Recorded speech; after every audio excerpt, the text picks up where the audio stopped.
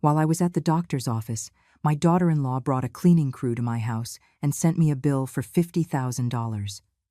That was what I found when I returned that afternoon. An absurd invoice in my trembling hands and 5 strangers moving through my home as if they owned it.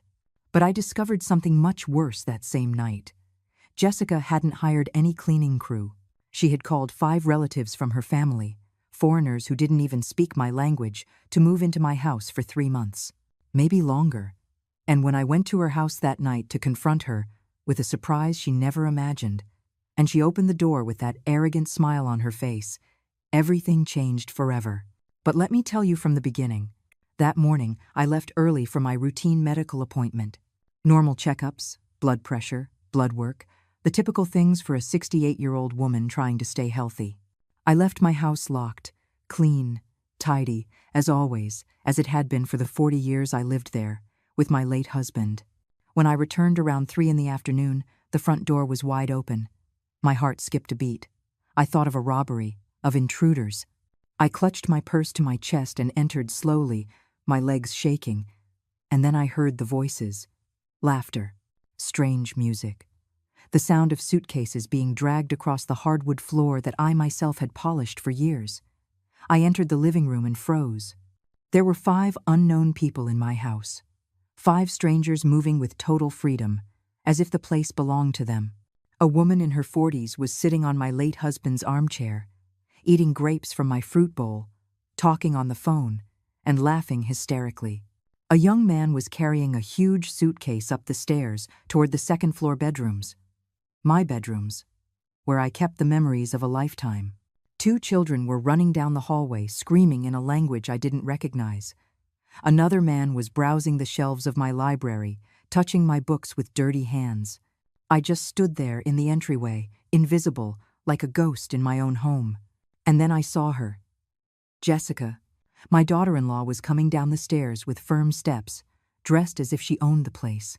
She was wearing high heels, a tight dress, her hair perfectly styled. She moved her hands with that arrogance that had always made me feel small, insignificant. When she saw me, she didn't even seem surprised. She didn't even have the decency to look ashamed. On the contrary, she approached me with a cold smile, held out a white envelope, and placed it in my hands without a word. I opened it with trembling fingers. It was an invoice, a bill for $50,000. $50,000. For deep cleaning services, it said. Specialized cleaning of the entire property, advanced disinfection, space reorganization, interior design consulting. The list went on and on, each line more absurd than the last. I read every word, feeling the blood rush to my head. I looked up at her, searching for an explanation. Some sign that this was a mistake, a sick joke. But Jessica just stared at me with those cold, calculating eyes, waiting for my reaction like someone waiting for a cornered animal to surrender. "Eleanor," she finally said, with that fake sweet voice she used when she wanted to manipulate. "We needed to get the house ready. Family from my country is arriving. People very important to me. They're going to stay here for 3 months. Maybe longer. They needed a decent, clean, presentable place. You understand, right?" I looked around again. The strangers continued to move through my house like invading ants. One of them had just entered the kitchen and was opening my refrigerator, taking out food, helping himself as if it were nothing. Another was examining the photographs on the fireplace mantel. My photographs. My late husband's. Kevin's when he was a child. I felt something break inside me. "Jessica," I whispered, trying to stay calm. "This is my house. My house. You can't bring people here without telling me. You can't charge me $50,000 for something I never authorized." She crossed her arms and tilted her head, as if she were talking to a foolish child. "Eleanor, let's be realistic. This house is too big for you alone. Kevin and I have been covering the expenses for years. The repairs, the property taxes, everything. You practically live here for free. The least you can do is cooperate when the family needs a favor." "A favor?" I repeated, feeling tears starting to burn behind my eyes. "Invading my home is a favor? Charging me a fortune for something I never asked for is a favor?" "Don't be dramatic," she said with annoyance. It's just temporary. 3 months. You'll stay in the small storage room in the basement. It's small, but sufficient for a person your age. They need the main bedrooms. They're families. There are children. You're alone. You don't need so much space. The storage room. The place where my husband used to keep tools before he died. A dark, damp space without decent windows. She wanted me, Eleanor Rivas, in my own home, to sleep there like an employee. As if I were the intruder. As if my life, my home, my memories were worthless. I tried to speak, but my voice broke. "And Kevin?" I finally asked. "Does my son know about this?" Jessica smiled. That smile that always made me feel like I had lost before I even started. "Of course he knows. It was both of our idea. Kevin agrees with everything. In fact, he's working on the paperwork to get this property officially put in our name. It's only fair. Eleanor, we deserve it more than you do." I felt the floor move beneath my feet. My own son. The boy I had raised alone after his father died. The boy I gave everything to, absolutely everything, was planning to take my home away from me. He was letting his wife humiliate me, displace me, erase me from my own life. I said nothing more. I couldn't. I turned around, walked to the back room with the bill still in my trembling hands, and closed the door behind me. I sat on the edge of the old, narrow bed, surrounded by boxes of forgotten things, and finally let the tears fall. But as I cried, something else was growing inside me, something that had been dormant for too long. It wasn't just sadness. It was fury. It was outrage. It was the absolute certainty that this could not stand. They didn't know who I really was. Nobody did. And that night, as I listened to the laughter and music coming from my own living room, I made a decision. I was going to let them believe they had won. I was going to make myself small, invisible, submissive. But inside, I was going to prepare. Because Eleanor Rivas was not the frail, forgotten old woman they thought she was. And they were going to find that out very soon, in the most painful way possible. The first few days were a silent nightmare. I woke up that first morning in the storage room with my body aching. The bed was hard, the mattress old and sagging. I had spent the entire night listening to the sounds of strangers in my house. Laughter until the early hours. Loud music. The sound of furniture being dragged, of doors slamming shut. My house. But it didn't feel like my house anymore. I got up early, as I had always done my entire life. I washed my face with cold water in the small, rusty sink in the room. I got dressed in the same clothes from the day before, because most of my clothes were in the closet of the master bedroom. My bedroom, which was now occupied by one of Jessica's families. I left the room carefully, trying not to make noise. The kitchen was a disaster. Dirty dishes piled in the sink, leftover food on the table, greasy pots on the stove. The floor was sticky under my feet. Someone had spilled juice, and no one had bothered to clean it up. I took a deep breath and started cleaning. Not because they asked me to, but because I couldn't bear to see my kitchen in that state. I was washing dishes when I heard footsteps behind me. It was Marco, one of Jessica's relatives. A man of about 35, tall, with tattooed arms and a look that made me uncomfortable. "Good morning," I said softly. He didn't even answer me. He walked over to the refrigerator, opened it, took out milk, juice, eggs, ham. He put everything on the table and sat down, waiting. As if I were the maid, as if it were my job to prepare his breakfast. I just stood there, my hands wet, staring at him. "What are you waiting for?" he finally said, in a forced, broken English. "I'm hungry. Make some food." I felt my blood boil, but I said nothing. I dried my hands, took the ingredients, and started to cook. Scrambled eggs, toast, coffee. While I was cooking, the others arrived. The woman I had seen on the couch the day before. 2 small children who ran around screaming. Another younger man. They all sat at the table, waiting to be served. No one greeted me. No one thanked me. No one looked me in the eye. When I put the plates in front of them, one of the children made a face of disgust. "I don't like this," he said in his language. "I want something else." The mother stroked his head and looked at me with contempt. "Make something different for the boy," she ordered. Something he likes. Pancakes. With chocolate. I don't have any chocolate, I replied quietly. She clicked her tongue in annoyance. Then go buy some. What good are you if you can't even feed a child? I clenched my fists under the table. I took a deep breath. And I walked out of the kitchen without a word. I didn't go buy chocolate. I went back to my room and sat on the bed, shaking with rage and helplessness. That's how the first 3 days went. They treated me as if I were invisible, as if I were an underpaid employee in my own home. I cleaned up their messes. I cooked what they demanded. I listened to their complaints and their laughter while I hid in that dark back room. On the 4th day, Kevin finally showed up. My son arrived at noon with Jessica. They walked in the front door as if it were nothing, as if this were the most normal thing in the world. I heard their voices in the living room, greeting the relatives effusively. Laughter, hugs, celebrations. I gathered my courage and came out of my hiding place. Kevin was in the living room, surrounded by the strangers, drinking a beer and laughing. When he saw me, his smile froze for just a second. Then he carried on as if nothing had happened.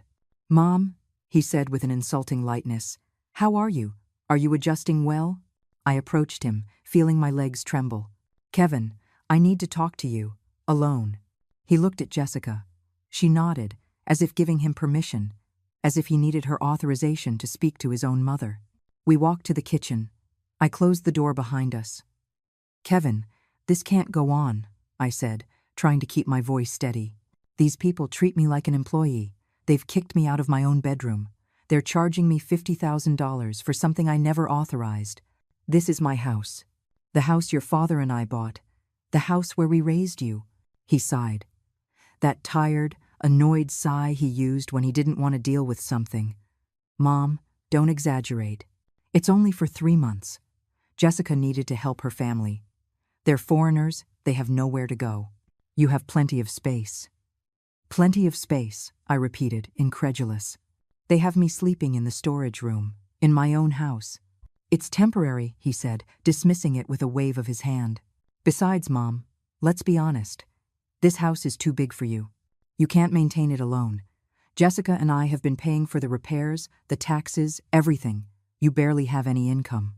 Your pension doesn't even cover half the expenses." "That's not true," I protested. "I pay my share. I always have." He shook his head. "Mom, we need to talk about something important. Jessica and I have been thinking. The best thing would be for you to transfer the house into our names. Legally. That way we can take care of everything without complications. And you can stay here, living without any worries. Like a guest. Like a guest. In the house that I bought. In the house where I buried my husband. In the house where I spent the best and worst moments of my life." I felt something explode inside me. "No," I said, with a firmness that surprised even me. "This house is mine, and I'm not signing anything." Kevin's expression changed. He was no longer the son I knew. He was a stranger with cold, calculating eyes, just like his wife. "Mom, don't be stubborn. This is going to happen one way or another. With your signature or without it." Jessica already spoke to a lawyer. "There are legal ways to declare you incapable of managing your assets, especially at your age. A couple of medical evaluations, testimonies that you're not in a condition to make decisions. And that's it." "Are you threatening me?" I whispered, unable to believe it. "I'm being realistic," he said, unfazed. "You're going to have to accept it, Mom. Things have changed. You're not the owner here anymore. You're a burden. And burdens eventually have to be dropped." He turned his back on me and left the kitchen.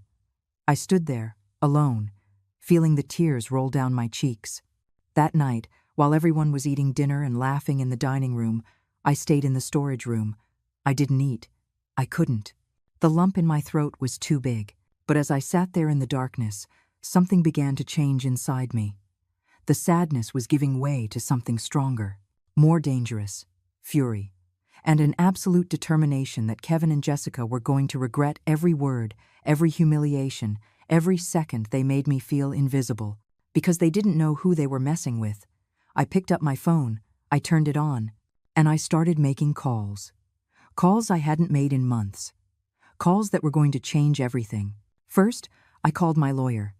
Mr. Bennett, a man who knew all my secrets, all my assets, all the things Kevin and Jessica never imagined. Mr. Bennett, I said when he answered, I need to see you early tomorrow morning. It's urgent.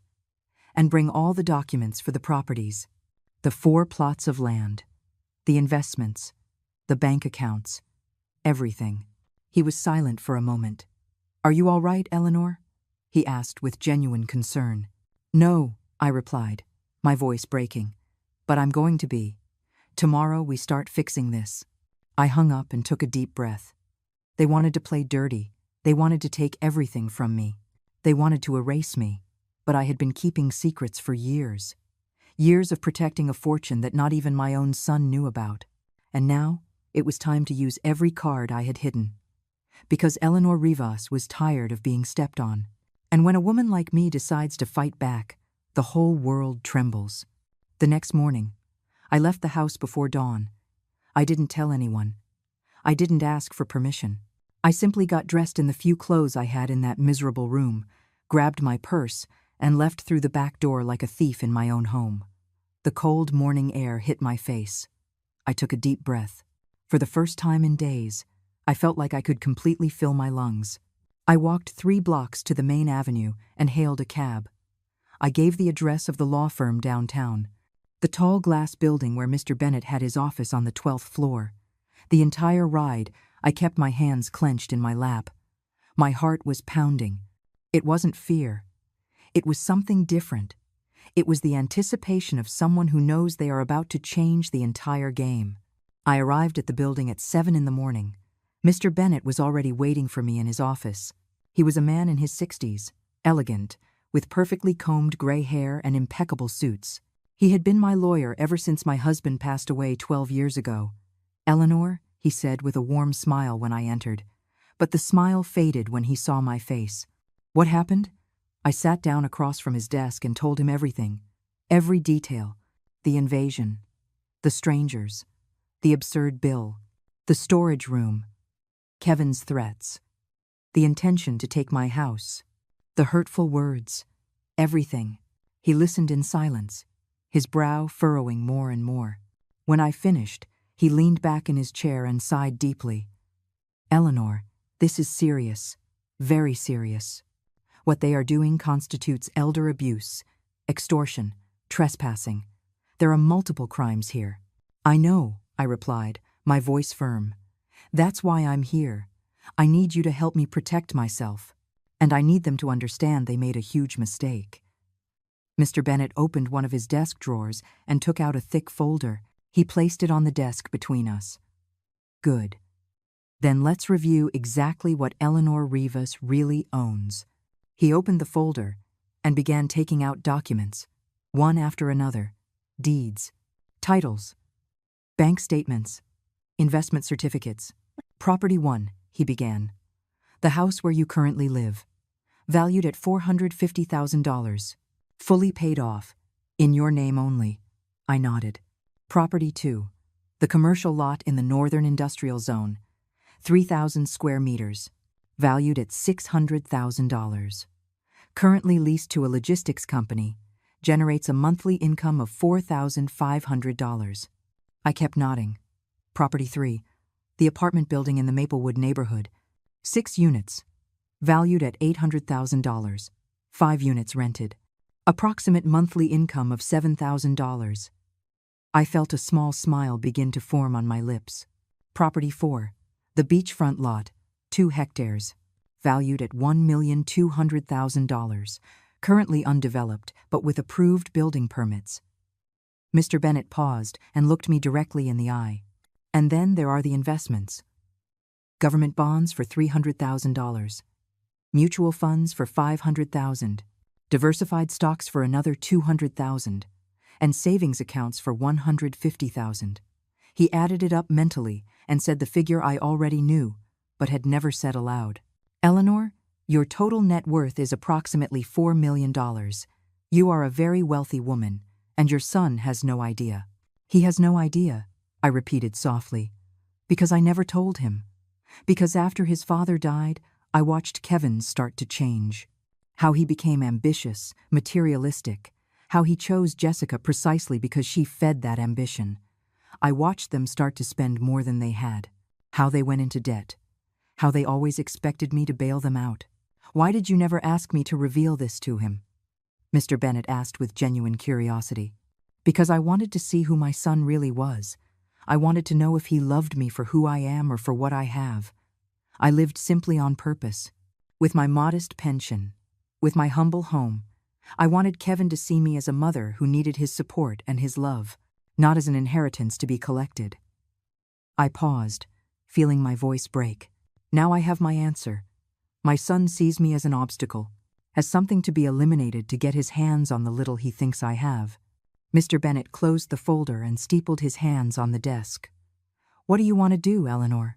I want to protect everything, I said with determination. I want to make sure that Kevin and Jessica can't touch a single cent of what belongs to me. I want to document every abuse, every threat, every crime they are committing. And when the right time comes, I want the truth to explode in their faces like a bomb. He smiled, a smile that knew the power of well-applied justice. Then we are going to do exactly that. First, I am going to draft documents that completely protect your assets. No fake medical evaluation will be able to touch them. Second, I'm hiring a private investigator to document everything that is happening in your house. Photographs, recordings, testimonies. Third, we are going to verify the immigration status of those foreign relatives. If they are here illegally or violating visa terms, that gives us another tool. I nodded, feeling hope return to my chest. How much time do you need to gather everything? I asked. 2 weeks, maybe 3. We need to build a solid case. Irrefutable. In the meantime, you have to keep acting like the helpless victim. Let them believe they've won. Let them feel secure, because when someone feels secure, they make mistakes. And we'll be there to document every single one. We spent the next 3 hours going over every detail. I signed documents. I authorized investigations. I established security protocols for my bank accounts. Mr. Bennet gave me a new phone, one that nobody knew about, to communicate without risk of being tracked. When I left his office around noon, I felt transformed. I was no longer the scared, humiliated old woman. I was a woman with resources, with power, with a plan.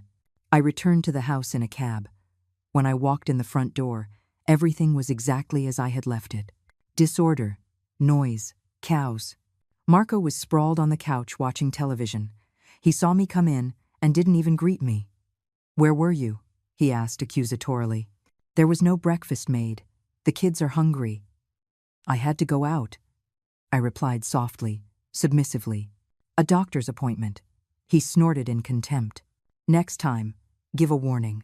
We're not your servants to do your job." I bit my tongue. I nodded, and I walked to the kitchen to prepare the lunch they were demanding. But as I chopped vegetables and cooked rice, a small smile played on my lips.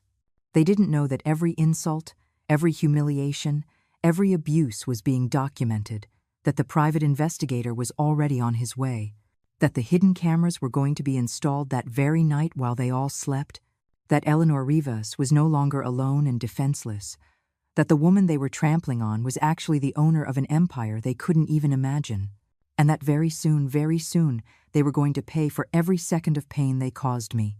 I kept cooking. I kept cleaning. I kept being invisible. But inside, I was preparing the most devastating storm Kevin and Jessica had ever seen. And when that storm finally hit, there would be nowhere to hide. The next 2 weeks were the hardest of my life. Every morning I woke up in that dark, damp room feeling my body ache. The old bed was destroying my back. But I didn't complain. I couldn't. I had to maintain the act. I got up early, before everyone else, and prepared breakfast. I cleaned the disasters they left behind. I washed mountains of dirty laundry. I cooked what they demanded. I endured their insults and their contempt with my head bowed and my fists clenched.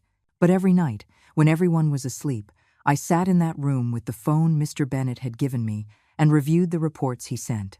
The private investigator was doing an exceptional job. Photographs of the foreign relatives using my house as if it were a hotel. Videos of Marco yelling at me for not cooking fast enough.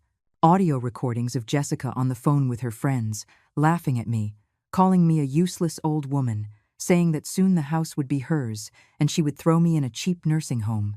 Each piece of evidence was another nail in their coffin. Mr. Bennett had also discovered something crucial. Jessica's 5 relatives were in the country on tourist visas. Visas that did not allow them to stay for more than 90 days or establish permanent residence anywhere. And they had already been here for almost 2 months. All in my house. All without paying rent. All violating the terms of their entry into the country. That gave us power. A lot of power. But what really changed everything was what we discovered one night. I was in the kitchen washing dishes around 11 o'clock at night. Everyone had gone to bed. Or so I thought. I heard voices coming from the study. The room where my late husband used to work. Where I kept important documents in a locked filing cabinet. I approached silently. The door was ajar. Inside were Kevin and Jessica. And Marco. The 3 of them were going through my papers. My private documents. They had forced the lock on the filing cabinet and were pulling out folders, reading everything, looking for something. There has to be something else, Jessica said in frustration. A woman who lived here for 40 years has to have savings, properties, something of value. I only found the deed to this house, Kevin replied, holding a document. It's in her name, but with the medical evaluations we're preparing, we can declare her unfit to manage her affairs. A judge will grant us legal guardianship. Marco smiled wickedly. And when that happens, the house is ours. We sell it, split the money, and send the old woman to a cheap nursing home. Problem solved. The 3 of them laughed. I felt my blood boil. But I didn't go in. I didn't scream. I didn't confront them. Instead, I took out the phone hidden in my apron pocket, the new phone, and I recorded them. I recorded every word, every laugh, every evil plan. When they finished and left the study, I was already back in the kitchen, washing dishes as if nothing had happened. That same night, I sent the audio to Mr. Bennett. His reply came within 5 minutes. Eleanor, this is pure gold. Conspiracy to commit fraud. Invasion of privacy. Theft of documents. With this, we can destroy them legally. Are you ready for us to act? I replied with shaking hands. Not yet. I want them to sink deeper. I want every person around us to see who they really are. I need 2 more weeks. Because I didn't just want legal justice. I wanted social justice. I wanted my neighbors, my acquaintances, the people who had seen me my whole life to know exactly what kind of people Kevin and Jessica were. The following days were even worse. One afternoon, while I was cleaning the living room, the next-door neighbor arrived, Mrs. Barbara, a woman my age who had been my friend for years. Eleanor, she said, seeing me with a rag in my hand and dirty clothes. What's going on here? I've seen a lot of strange people coming in and out of your house. Before I could answer, Jessica appeared. Oh, Mrs. Barbara, she said with a perfect fake smile. So good to see you. Yes, we have visitors. My family from abroad. They're staying with us for a while. Eleanor is happy to help. Right, Eleanor? She looked at me with threatening eyes. Yes, I whispered. Very happy. Barbara looked at me with concern, but Jessica quickly ushered her to the door. We're a bit busy right now, Mrs. Barbara. But thank you for caring. Eleanor is in very good hands. Ours. She closed the door and turned to me with an icy stare. If you ever talk to the neighbors again about what's happening here, you will regret it. Do you understand? This is my house now, and you are just a guest who can be kicked out at any moment. I nodded with my head down, but in my pocket, my hand gripped the phone that had recorded every word. The last straw came a week later. It was Sunday afternoon. I was in the kitchen preparing dinner for everyone. As always, like the servant they had turned me into, Kevin arrived with Jessica. They had papers in their hands and serious expressions. Mom, Kevin said, sitting at the kitchen table, we need you to sign these documents. What documents? I asked, wiping my hands on my apron. Jessica put the papers in front of me. They're documents that transfer ownership of this house to Kevin's in my name. There's also a power of attorney that allows us to manage any other assets you have. Bank accounts, savings, whatever. I looked at her, unable to believe what I was hearing. And why would I do that? Kevin sighed impatiently. Because you can't take care of yourself anymore, Mom. Because you're old. Because you need someone to take charge of your affairs. This is for your own good. I am not signing anything, I said, my voice trembling but firm. Jessica's expression hardened. We're not asking for permission, Eleanor. We have medical appointments scheduled for you next week. Psychological and cognitive evaluations. The doctors are going to certify that you're not in a condition to make decisions, and a judge is going to give us legal guardianship, whether you like it or not. Kevin avoided my gaze. My own son couldn't even look me in the eye while he was threatening me. This is theft, I whispered. This is abuse. This is family, Jessica corrected coldly. And in families, the strong protect the weak, even if the weak don't understand it. They stood up and left the papers on the table. You have until Friday to sign voluntarily, Kevin finally said. After that, we'll do it by force. They left the kitchen, leaving me alone with those fraudulent documents in front of me. I sat there for long minutes. Tears rolled down my cheeks, but they weren't tears of sadness. They were tears of absolute fury. I took the documents. I photographed them with the phone, and I sent them to Mr. Bennett with a simple message. It's time. Enough is enough. I want us to act now. His reply came immediately. Understood. Tomorrow at 10 in the morning. We're coming to your house with everything. Authorities, lawyers, immigration officers, get ready. This is going to be big. That night I couldn't sleep, not from fear, but from anticipation of what was to come. Tomorrow was the day Eleanor Rivas stopped being the victim and became the nightmare of those who tried to destroy her. That last night in the storage room, I didn't close my eyes for a second. I sat on the edge of the old bed, staring at the cracked wall, listening to the noises of the house, the snores, the footsteps, the creaking of the floorboards. Every sound reminded me of what they had done to me, what they had taken from me, the humiliation I had endured for weeks. But it also filled me with a strange energy, a cold, calculated determination. Tomorrow, everything was going to change. At 5 in the morning, I got up. I showered with cold water in that miserable bathroom. I dressed in the best clothes I had stored in that room, a simple but elegant gray dress. I combed my hair carefully. I put on a little makeup. I wanted to look dignified, strong, like the woman I really was. At 6, I left the room and prepared breakfast as always. Eggs, toast, coffee, cut fruit. I put everything on the dining room table with trembling hands. Little by little, they all came down. Marco with a sleepy face. The middle-aged woman yawning. The children running and screaming. The young man dragging his feet. They sat at the table without a greeting. Without a thank you, they began to eat like hungry animals. I stood by the kitchen doorway, watching them, memorizing every face, every gesture of contempt, every smirk of superiority. At 8, Kevin and Jessica arrived. They came in the front door with keys I had never given them. Keys they had made without my permission. Jessica was wearing high heels and an expensive dress. Kevin was wearing a suit, as if they were going to an important meeting. "Good morning, family," Jessica said with false cheer. "Did everyone have a good breakfast?" The relatives nodded with their mouths full. Jessica then looked at me. That look she had been giving me for weeks. That look that clearly said I was worthless. "Eleanor, did you bring the documents we asked you to sign?" I didn't answer. I just looked at her in silence.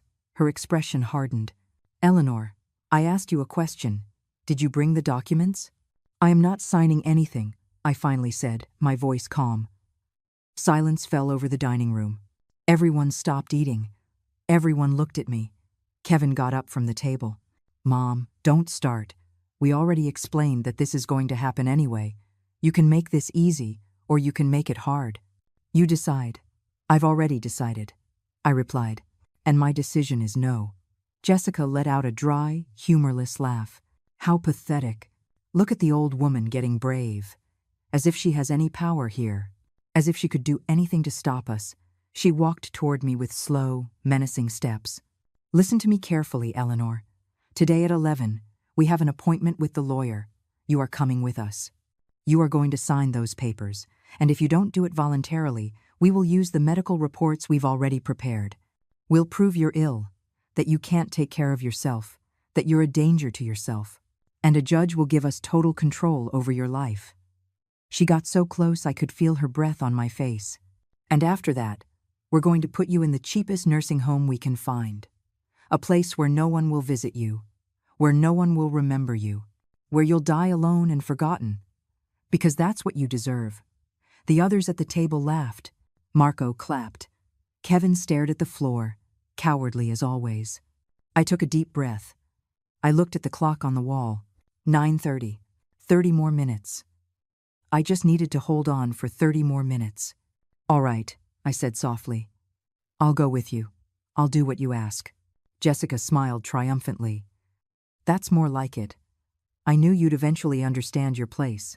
She turned to go back to the table, but just at that moment, the doorbell rang. We all froze. "Who is it?" Kevin asked, frowning. "I don't know," Jessica replied. "Eleanor, go open the door." I walked to the door, my heart beating so hard I thought everyone could hear it. My hands were shaking as I turned the knob. I opened the door, and there was Mr. Bennett, my lawyer, dressed in an impeccable suit, briefcase in hand, a professional smile on his face. But he wasn't alone. Behind him were 4 other people. 2 uniformed police officers, a man in a suit holding an ID from the immigration department, and a woman with credentials from social services. "Good morning, Mrs. Rivas," Mr. Bennett said, his voice loud and clear. "I apologize for the hour, but we have urgent business to attend to." He walked in without waiting for an invitation. The others followed him. Kevin and Jessica had stood up. The foreign relatives stared with wide, frightened eyes. "What is the meaning of this?" Jessica demanded. "Who are you? What are you doing in my house?" Mr. Bennett turned to her with a cold smile. "Correction. This is not your house. This is the house of Eleanor Rivas. And we are here because multiple crimes have been committed on this property." He opened his briefcase and began taking out documents. Crime number 1. Trespassing. 5 individuals have been living here without the consent of the legal owner. Crime number 2. Extortion. Mrs. Rivas was presented with a fraudulent invoice for $50,000. Crime number 3. Attempted fraud. Fraudulent documents were prepared to transfer property under false pretenses. Crime number 4. Elder abuse. Mrs. Rivas has been subjected to physical, emotional, and financial mistreatment. Every word was like a bomb dropping in the dining room. Kevin was pale. Jessica had lost all her arrogance. The foreign relatives began talking among themselves in their language, scared. The immigration officer stepped forward. And crime number 5. Violation of visa terms. The 5 individuals identified as Marco Mendez, Luisa Torres, José Ramirez, Catalina Vega, and Juan Suarez are in the country on tourist visas that do not permit them to establish residence or remain for more than 90 days. All of you have exceeded that time. He pulled out official documents. You have 1 hour to gather your belongings. Afterward, you will be escorted to an immigration office where your immediate deportation will be processed. Marco stood up, furious. "This is unfair. Jessica told us we could stay. She promised us this house was hers." Mr. Bennett smiled. "Ah, perfect. Thank you for confirming that you were deceived by Mrs. Jessica. That adds another charge. Conspiracy to commit immigration fraud." He turned to Jessica. "Everything she told you was a lie. This house was never hers. It never will be. And now she will face legal consequences for every lie she told." Jessica turned to me, pure hatred in her eyes. "You," she screamed, pointing at me. "You did this. You damned old woman." She tried to walk toward me, but one of the police officers stopped her. "Do not approach Mrs. Rivas," he warned in a firm voice. "You already have enough charges. Don't add assault to the list." Kevin finally found his voice. "Mom," he said, his voice breaking. "Mom, please. There must be a mistake. We just wanted to help. We just wanted what was best for you." I looked at him, my son, the child I had raised, the man he had become, and I felt absolutely nothing. "Help," I repeated slowly. You wanted to help by taking my house. You wanted what was best for me by putting me in a nursing home. You wanted to protect me by stealing my documents and planning to declare me incompetent. Mr. Bennett took out a small device and pressed a button. Kevin's voice began to play. The recording I had made that night. We sell it. We split the money and send the old woman to a cheap nursing home. Problem solved. His own words, his own voice, his own conviction. Kevin fell to his knees. Mom, I'm sorry. I'm so sorry. I don't know what came over me. Jessica convinced me. I didn't want this. I really didn't. But it was too late for regrets. Mr. Bennett clapped his hands. All right. The officers will supervise these 5 individuals as they gather their things and exit the property immediately. Mr. Kevin Rivas and Mrs. Jessica Rivas are forbidden from approaching Mrs. Eleanor Rivas until the legal proceedings are resolved. Is that clear? Everyone nodded in silence. And just like that, as the morning sun streamed through the windows of my house, I watched my life begin to take shape again. But this was only the beginning, because the most important part was still to come. The revelation that would destroy everything they thought they knew about me. The next 30 minutes were chaotic. The 5 foreign relatives ran up the stairs to the bedrooms, pushing each other, shouting in their language. The sound of suitcases being dragged, drawers being yanked open, things falling to the floor filled the entire house. The 2 police officers supervised from downstairs, making sure they didn't take anything that didn't belong to them. Jessica sat on the couch with her arms crossed, glaring at me. Kevin remained standing by the window, looking outside, unable to meet my eyes. Mr. Bennett reviewed documents at the dining room table. The woman from social services took photographs of every room, documenting the state of the house, the conditions they had forced me to live in. I stood in the middle of the living room, watching it all as if in a dream. After weeks of humiliation, of forced silence, of making myself invisible, I was finally taking back what was mine. Marco came down first, dragging 2 enormous suitcases. He passed by me without looking, but I managed to hear what he muttered under his breath. Damned witch! You tricked us. You made us think you had nothing. I smiled slightly. He still didn't know the half of it. One by one, they came down. Luisa with her crying children. Jose carrying bags full of clothes. Catalina with her makeup smeared, muttering insults. Juan, the youngest, looking scared at the officers. In less than an hour, the 5 people who had invaded my home were standing in the entryway with all their belongings. The immigration officer handed them papers. These are your notification documents. You must report to the immigration office tomorrow at 9 in the morning. Failure to comply with this order will result in an immediate warrant for your arrest. Understood? They all nodded silently, defeated. The officers escorted them outside. I watched through the window as they got into 2 waiting cabs. As they drove away down the street. As they disappeared from my life forever. When the door closed behind them, a heavy silence fell over the house. Only Mr. Bennett, the woman from social services, Jessica, Kevin, and I remained. Mr. Bennett closed his briefcase and turned to Kevin and Jessica. Now, let's talk about you 2. Kevin took a step forward, his hands raised in a gesture of supplication. Please, listen to me. I know we made mistakes. I know things got out of control. But I'm her son. I'm the only family she has. She can't do this.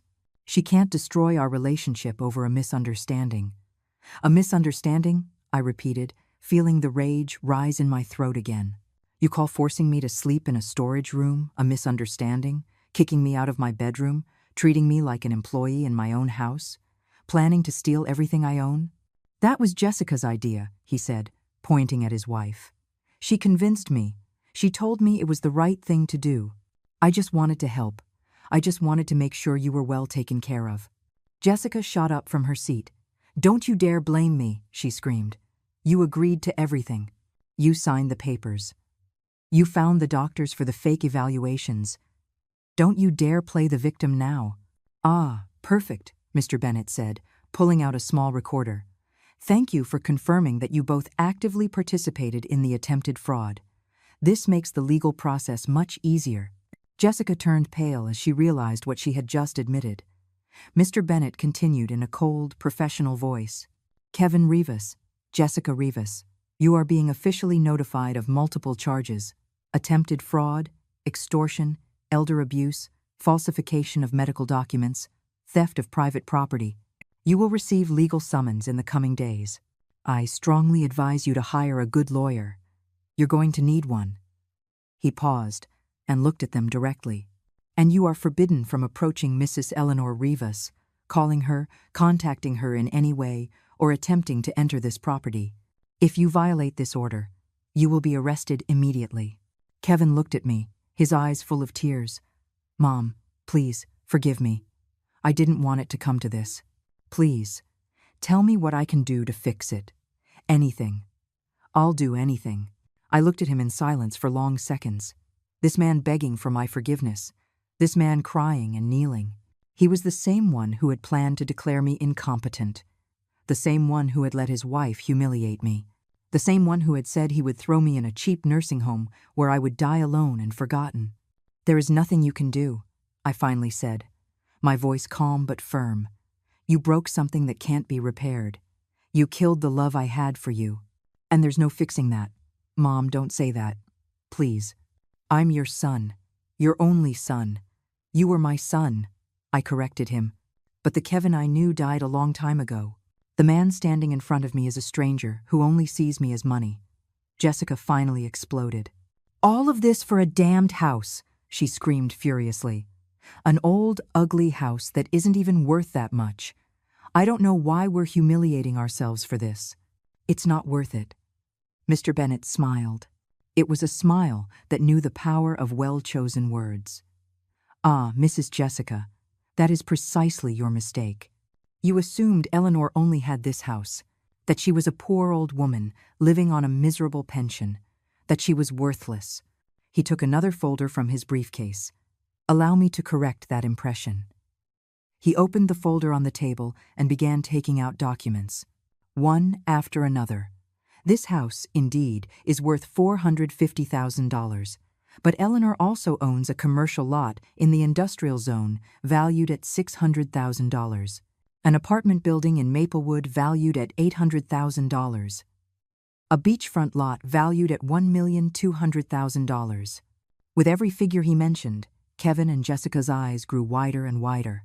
Furthermore, she has diversified investments, government bonds, mutual funds, stocks, savings accounts, all totaling approximately $1 million additional dollars. He paused dramatically. Eleanor Rivas's total net worth amounts to $4 million. She is a very, very wealthy woman. And you had no idea. The silence that followed was absolute. Kevin stared at me as if seeing me for the first time. His mouth was open. His face had lost all its color. $4 million, he whispered. $4 million. Jessica shook her head, incredulous. No, it's not possible. You lived like a pauper. Your old clothes. Your unrenovated house. Your miserable pension. It was all an act. It wasn't an act, I replied calmly. It was a choice to live simply. It was preferring to invest my money wisely instead of wasting it on appearances. It was protecting what my husband and I built over years of hard work. I looked Kevin directly in the eye, and it was a test. A test to see if my own son loved me for who I am or for what I have. A test you failed. Miserably. But, Mom, Kevin stammered, if you had said something, if you had told us, we never would have. Never would have what? I interrupted. Never would have treated me like dirt? Never would have tried to rob me if you knew I had more money? Is that what you're saying, that you only respect me if I'm rich? He couldn't answer, because he knew that anything he said would only sink him deeper. Mr. Bennett put the documents away. I believe everything is clear here. Kevin, Jessica, please remove yourselves from this property now. The legal summons will arrive soon. I suggest you use that time to reflect on your decisions. Kevin took a step toward me, his hands outstretched. Mom, please, tell me there's a way to fix this. Tell me I can earn back your trust. Anything. I'll change. I'll be better. I promise you. I looked at him and felt something shatter inside me, because a part of me, a small, foolish part, still wanted to believe him. Still wanted to think my son could change. But Mr. Bennet put a hand on my shoulder. Eleanor, remember everything they did to you. Remember every humiliation, every insult, every evil plan. People don't change overnight. And they certainly don't when they're still looking for excuses instead of accepting responsibility. He was right. Of course he was right. Get out of my house, I said finally, and never come back. Kevin and Jessica walked to the door in silence, defeated, destroyed, aware that they had lost much more than a house. They had lost a fortune they never even knew existed. And more importantly, they had lost the only person who had ever truly loved them unconditionally. The door closed behind them. And finally, after weeks of nightmare, I was alone in my house. My house. When the door closed behind Kevin and Jessica, I stood in the middle of the living room without moving. The silence was deafening. After weeks of constant noise, of strange voices, of cruel laughter, of footsteps invading every corner of my home, there was finally silence. Peace. Emptiness. Mr. Bennet approached me with a concerned expression. Eleanor, are you all right? I didn't answer right away. My eyes scanned the room, the disordered furniture, the stains on the couch, the marks on the walls, the traces of the invasion I had suffered, but I also saw my home, my space, my recovered refuge. I'm all right, I finally said, my voice trembling. For the first time in weeks, I'm all right. The woman from social services finished taking her photographs and approached us. Mrs. Rivas, I've documented everything. The conditions of the room where they forced you to sleep, the general state of the house, the damage to the property. All of this will serve as additional evidence in the legal proceedings. I thanked her with a nod. Mr. Bennet opened his briefcase again and took out more documents. Now we need to talk about the next steps. The legal proceedings against Kevin and Jessica are going to take time. Months. Probably. In the meantime, I have temporary restraining orders that prevent them from approaching you or this property. He placed the papers on the table. I've also hired a security service. They will install cameras on the exterior of the house and an alarm system tomorrow, just in case. Do you think they would try to come back? I asked. He sighed. Desperate people do desperate things. Jessica just found out she lost access to $4 million, and Kevin realized he destroyed his relationship with his mother over greed. I don't know how they will react. It's better to be safe. He was right. Of course, he was right. We spent the next 2 hours reviewing documents. I signed papers. I authorized legal actions. I confirmed testimonies. Mr. Bennet explained every step of the process with infinite patience. When they finally left, it was mid-afternoon. I was alone in my house for the first time in weeks. I walked slowly through each room. The dining room where I had been humiliated. The kitchen where I had been treated like a servant. The stairs I had climbed carrying suitcases that weren't mine. The bedrooms that had been taken from me. I reached the master bedroom. My bedroom. The one I had shared with my husband for so many years. The one Jessica had occupied with her foreign family. The bed was unmade. Clothes were thrown on the floor. Empty bottles on the dresser. The mirror had makeup stains. It smelled of cheap perfume and sweat.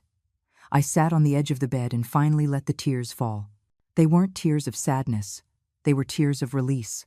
Of relief. Of rage held in for too long that finally found an outlet. I cried for my son's betrayal. For the years I had dedicated to raising him only for him to see me as an ATM. For the humiliations I had endured in silence. For the woman they had almost turned me into. But I also cried with gratitude. Because I had survived. Because I had been strong enough to defend myself. Because I had not let myself be destroyed.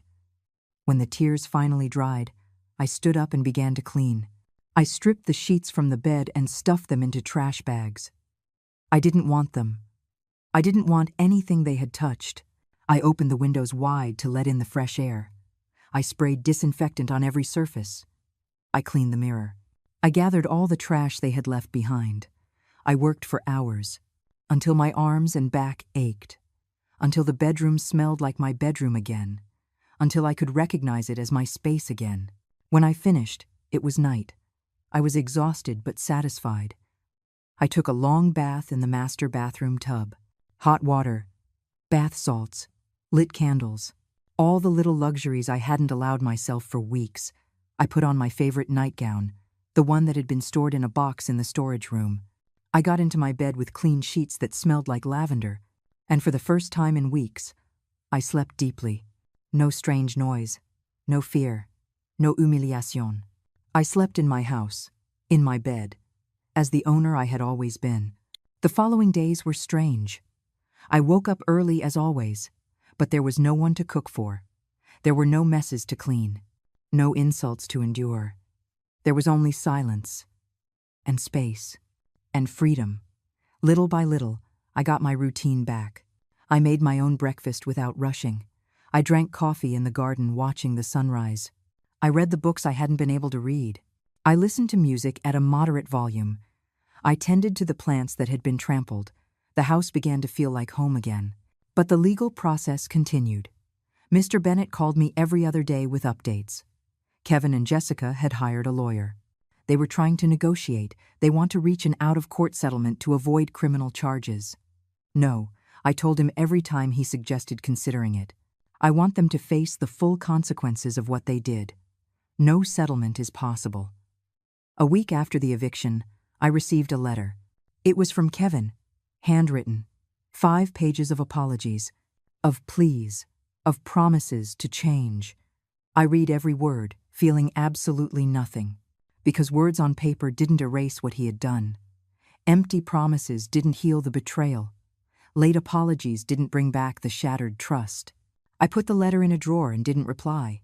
2 weeks later, my neighbor Barbara came to visit. She knocked on the door gently. When I opened it, she looked at me with eyes full of tears.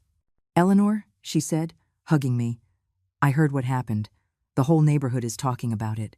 I can't believe Kevin and that woman did that to you. I invited her in. I made coffee. We sat in the living room, the same room where I had been humiliated so many times. I told her everything, every detail. She listened with expressions of horror and rage. I always knew Jessica was a snake," she finally said. "But I never thought Kevin would stoop so low. He was such a good kid. What happened to him?" "He married the wrong person," I replied, "and he let ambition corrupt him. He stopped seeing his mother as a person and started seeing me as an obstacle to his wealth." Barbara took my hand in hers. "You are the strongest woman I know. What you did? Standing up for yourself like that, gathering evidence, facing them legally, that takes a courage few people have." I smiled sadly. I didn't feel strong while it was happening. I felt small, scared, invisible. But I guess real strength isn't about not being afraid. It's about doing the right thing even when you are. She nodded wisely. "And what will you do now?" That was the question. Right? What does a 68-year-old woman do after reclaiming her life from the clutches of those who tried to destroy it? "I'm going to live," I said finally. "I'm going to enjoy every day I have left. I'm going to use my money for things that matter. I'm going to help people who are going through the same thing I went through. I'm going to make sure my story serves a purpose beyond just my own justice." Barbara's eyes lit up. "That sounds wonderful, Eleanor." When she left that afternoon, I kept thinking about her words, about what I really wanted to do with the rest of my life, and then I had an idea that had been forming in my mind for days, but finally crystallized into something concrete. I called Mr. Bennett. "I need your help with something," I said. "I want to create a foundation, a non-profit organization that helps elderly people who are being abused by their families. I want to donate part of my estate to it. I want to make sure no other Eleanor Rivas is left alone and without resources when her own family betrays her." There was silence on the other end of the line. Then I heard the smile in his voice. "Eleanor Rivas, you are an extraordinary woman. We are going to make that happen." And so, while Kevin and Jessica faced the legal consequences of their cruelty, I was building something beautiful from the ashes of my pain. I was turning my suffering into purpose, my humiliation into help for others, my betrayal into protection for the vulnerable. Because that's what strong women do. They don't just survive, they transform. 1 month after the eviction, I received a call I wasn't expecting. It was nighttime. I was in the living room reading a book when the phone rang. An unknown number. I hesitated before answering, but something told me I should. Hello? Mom. It was Kevin. His voice sounded broken, desperate. I didn't hang up, even though I should have. But a part of me, that maternal part that never fully dies, needed to hear what he had to say. You shouldn't be calling me, I said, my voice cold. You have a restraining order. I know, but I needed to talk to you. Please just hear me out for 5 minutes. I remained silent. That was enough permission for him to continue. Everything is falling apart. Mom. Jessica left me. She's gone. She said she wasn't going to stay with a loser who couldn't even steal a house from his own mother. She took everything of value we had and disappeared. I don't know where she is. He paused. I heard his breath hitch. I lost my job. The company found out about the legal charges against me. Elder abuse. Attempted fraud. They said they couldn't keep someone with that record. They fired me 2 weeks ago. Another longer pause. I have no money. Mom. Jessica emptied the bank accounts before she left. I'm living in a cheap motel. I can't pay the rent on our apartment. The owners are going to evict me. I have nowhere to go. I have nothing. His voice broke completely. And the worst part is, I deserve it. I deserve every second of this. Because I was the worst son in the world. I betrayed the only person who ever loved me unconditionally. And now I'm paying for it. I heard sobbing on the other end of the line. I'm not calling to ask you for money. I'm not calling to ask you to forgive me. I know I don't deserve either of those things. I just wanted you to know that you were right, that I became a monster, and that I would give anything to go back in time and be the son you deserved. He fell silent, waiting for my response. I felt so many things at once. Pain, anger, sadness, and yes, a small part of satisfaction in knowing he was facing real consequences. But I also felt something else. Something I didn't expect. Pity, not pity for him, but pity for the relationship we had lost. For the son he could have been and never was.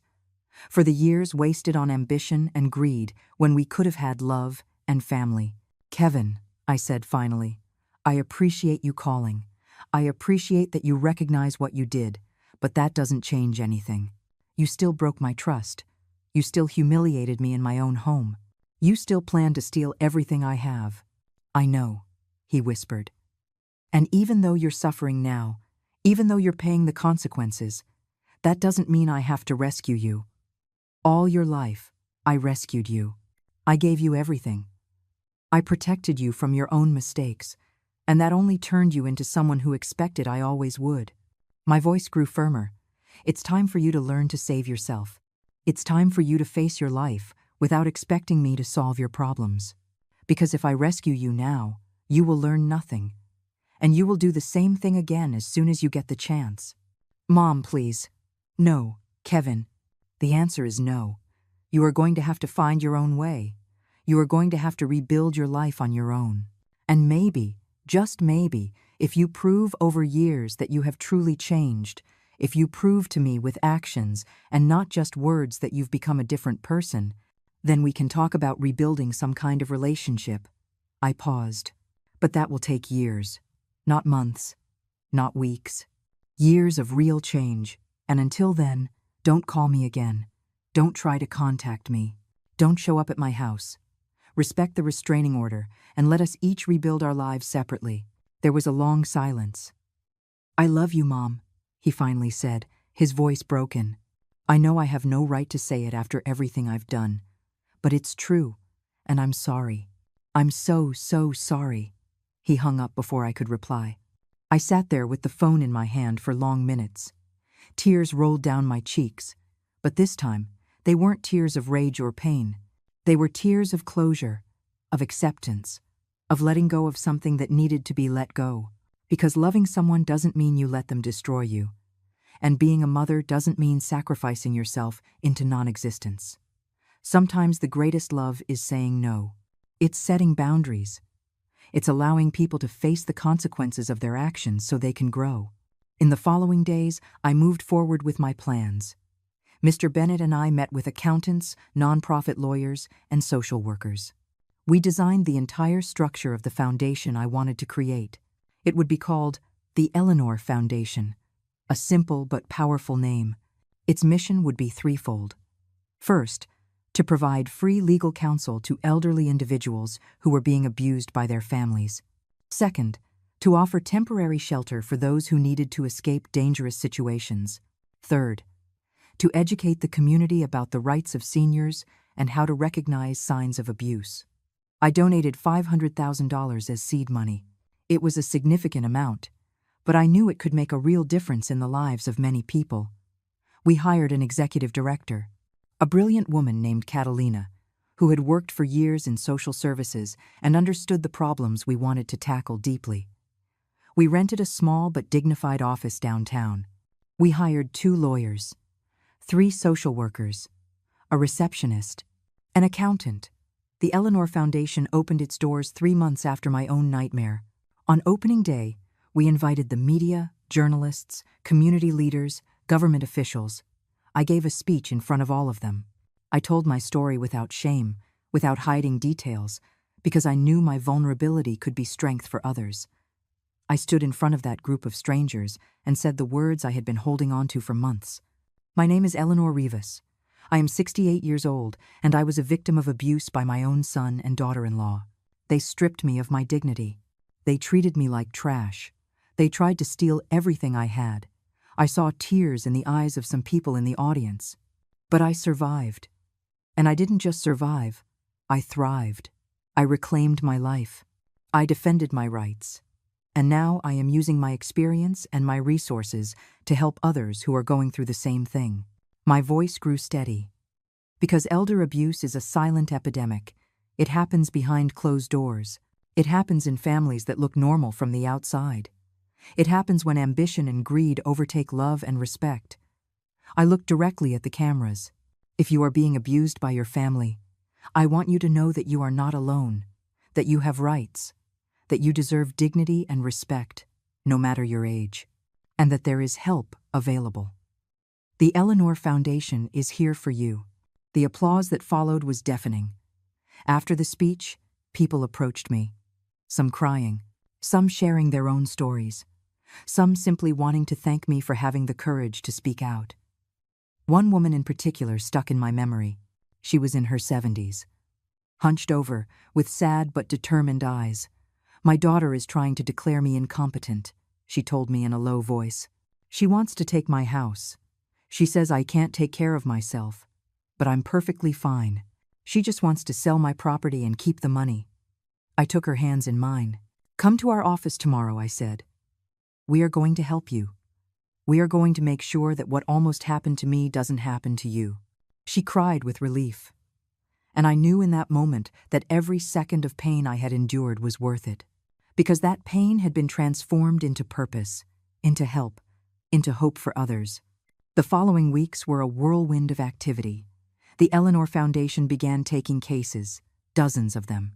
Elderly people being financially, emotionally, and physically abused by their own families. Stories that were heartbreaking, but also ignited a determination to fight.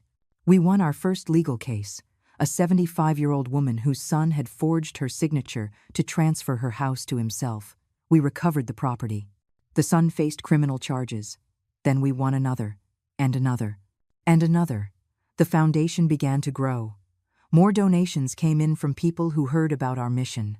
More volunteers offered their time. More lawyers wanted to work pro bono on our cases. And I, Eleanor Rivas, became something I never imagined.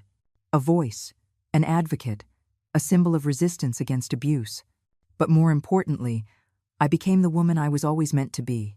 Strong, independent, unbreakable. I was no longer the victim. I was the survivor. And I was using my survival to change the world, one senior at a time. 6 months after founding the organization, I received an unexpected invitation. A national television network wanted to do a special report on the Eleanor Foundation and my story. They wanted to show how one elderly woman had turned her trauma into a movement that was helping hundreds. I accepted without hesitation. Because I knew the more people who heard my story, the more people would find the courage to defend their own rights. On the day of the filming, a full crew arrived at my house. Cameras, lights, microphones. They turned my living room into a television set. The journalist was a young woman, maybe 30, but with a maturity in her eyes that made me feel comfortable immediately. "Mrs. Rivas," she began, as the cameras started rolling, "your story has inspired thousands. But I'd like you to tell us, in your own words, what was the hardest part of everything you went through?" I thought carefully before answering. The hardest part wasn't the physical humiliation. It wasn't sleeping in that miserable room or being treated like a servant. The hardest part was realizing that my own son, the boy I had raised with all my love, saw me as an obstacle, as something to be eliminated. That broke something in me that I am still healing. She nodded with understanding. "And what would you say to other seniors who are going through similar situations?" I looked directly into the camera. I would tell them that their life has value, that their dignity is non-negotiable, that no matter how old they are, they deserve respect, and that it is never, ever too late to fight back. I was 68 years old when I decided to fight, and I won. You can win too. The interview lasted for nearly 2 hours. I told every detail of my story. I showed photographs of the room where they forced me to sleep. I showed the fake $50,000 invoice. I showed the legal documents proving the attempted fraud. And at the end, I showed what I had built from those ashes. The foundation, the cases won, the lives changed. The report aired a week later during prime time, and it exploded. My phone didn't stop ringing for days. Calls from people asking for help. Calls from media outlets wanting more interviews. Calls from donors offering financial support. The Eleanor Foundation became a national movement. We opened offices in 3 more cities. We hired more staff. We expanded our services to include support groups, psychological therapy, and financial education for seniors. In 1 year, we had helped over 500 people. We recovered stolen properties. We stopped fraud. We saved lives. And I found myself in a place I never expected, traveling the country, giving speeches, being interviewed by major magazines, receiving awards from organizations dedicated to senior rights. But the most important thing happened on an ordinary afternoon at the Foundation's office. I was reviewing new cases when Catalina, our director, came in with a huge smile. "Eleanor, you have to see this." She showed me her computer. It was an email from a 72-year-old woman. The message simply read, "I saw your story on television." It gave me the courage to report my son who was stealing my pension every month. Thanks to the Eleanor Foundation, I got my money back and my independence. "You saved my life. You literally saved my life." I read those words, and tears began to roll down my cheeks. Because that was the purpose. That was the reason I had endured it all, so that no other Eleanor Rivas would have to suffer in silence, so that seniors would know they had power, a voice, and rights. The following months brought more changes. The legal case against Kevin and Jessica finally went to trial. Mr. Bennett kept me informed of every step, but I chose not to attend the hearings. I didn't need to see them. I didn't need that closure. I had already found my peace in other ways. Jessica was found guilty of multiple charges: fraud, extortion, elder abuse. She was sentenced to 3 years in prison and ordered to pay a fine of $150,000. Kevin received a lighter sentence for cooperating with the authorities: 2 years of probation, 500 hours of community service, and a $50,000 fine. When Mr. Bennett gave me the news, I didn't feel satisfaction. I didn't feel vengeance. I just felt an emptiness where my son used to be. But that emptiness was slowly being filled with other things. With purpose. With the people I was helping. With the family I had chosen, instead of the family that had betrayed me. A year after it all, on the anniversary of the foundation, I organized a special event. I invited all the people we had helped. Over 300 people filled the hall we had rented, seniors who had gotten their homes back, who had escaped abuse, who had found justice. I stood in front of them all and felt something I hadn't felt in a long time. Pure joy. A year ago, I began. I was a broken woman. Humiliated, betrayed by the people I loved most. I felt invisible, worthless, powerless. I looked at the faces in front of me. faces that reflected stories similar to my own. But I learned something fundamental. I learned that pain can be transformative, that suffering can be turned into strength, that our deepest wounds can be the seeds of our greatest purpose. My voice grew stronger. Every single one of you in this room is living proof that it is never too late to fight back. That age does not make us weak, it makes us wise. That we deserve respect, dignity, and love no matter how many years we have. The applause filled the room. After the event, as I was gathering my things, I saw a familiar figure standing in the doorway. It was Kevin. He looked different. Thinner. Older. He was wearing simple clothes. The arrogance that had characterized him was gone. His eyes were filled with something I hadn't seen in a long time. Genuine humility. "Mom," he said softly, "I know I shouldn't be here. I know it's not time yet. But I needed to see you. I needed to tell you something." I approached him but kept my distance. "I've spent this past year working on myself," he continued. "Therapy, support groups, community service in nursing homes and senior centers. Listening to stories like yours, seeing what abuse does to families." His voice broke. "And I finally understand what I did. I didn't just hurt you. I hurt myself.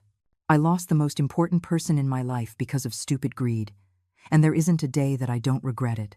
He paused. "I'm not here to ask for forgiveness.